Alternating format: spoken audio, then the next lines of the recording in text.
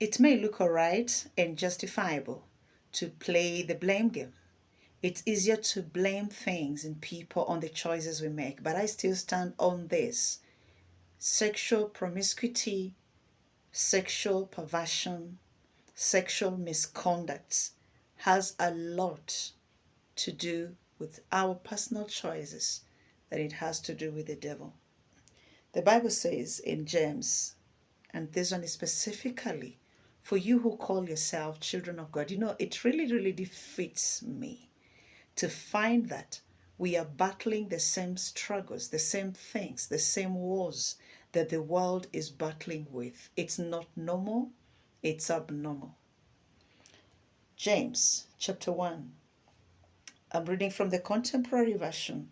Verse 14 says, "We are tempted by our own desires that drag us off and trap us." We are tempted by our own desires. Number one, what are your desires? Our desires, they do this. They drag us off and trap us. If you have good desires, actually the Bible says the desires of a righteous man shall not be cut off.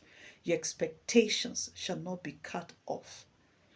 So when we desire wrong things, when we desire evil, even as children of God, in a way we'll find ourselves trapped by those desires, driven off the right path by those desires. And they will not be cut off. They'll be granted. And it will not be God who has done that. He says our desires makes us sin. And when sin is finished with us, sin one day will be finished with you, my brother, my sister. This thing we are taking pleasure in, this thing we are making fun of, this thing we are celebrating, this thing we look like, it has defined our lives. That is where when I'm bored, I turn there. That's where my pleasure is. That's where my comfort, my peace, my celebration is. One day it will be through with you. And it's very sad. It says when sin is finished with us, it leaves us dead. That's why the Bible says the wages of sin is death, but the gift of God is life eternal.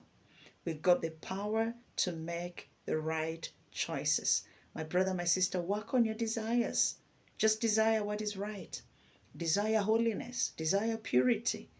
The Bible says if you look at a woman and lust after her, you have sinned, you've fornicated, you've committed adultery. So don't look at people and lust after them. Don't look at things and laugh after them. Don't watch things that will drive you off the mark. So the journey begins with us. If the enemy will find any route, any path, any way to tempt you or I'll have opened the door by my own personal desires. And nobody has power over my desires. I do. Nobody got power over your own desires. You do. You're in charge of your life. You're in charge of your passions. You're in charge of your dreams. You're in charge of your ambitions. Nobody knows what you're desiring. It's hidden within you. It's hidden in your head, in your mind. Unless you speak it out, nobody knows. Nobody can tell. It's what you're entertaining in your silent moments. And that's where the sexual sin has trapped many people. Many are fancying about it. They sit down. They're actually in their own world. They're in their room by themselves and they're busy practicing immorality. People are doing that. And you wonder, why should I even be counted sinful in my own space when I'm alone? What are the desires of your heart? What has filled your mind? What has preoccupied your thoughts? What takes much of your time? What are your meditations like? What's your thinking patterns like? So once you conquer your own desires, you will conquer your drives. Once you direct your desires right, you will redirect your choices right.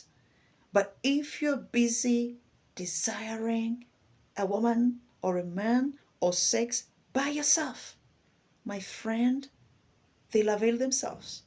And because that desire is so strong, by the time they are available, you've been drawn off the mark. You've been dragged off the path, and you feel trapped. Because the desires are high, now the provision is there, the power to resist is no longer there.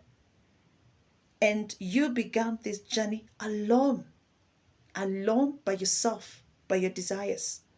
So my brother, my sister, my friend, whoever you are, don't blame sexual perversion on anything or anybody.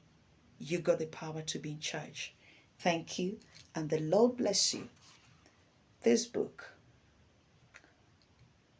Singles for Purity, The Power of Pure Living, will help you find your way. Thank you.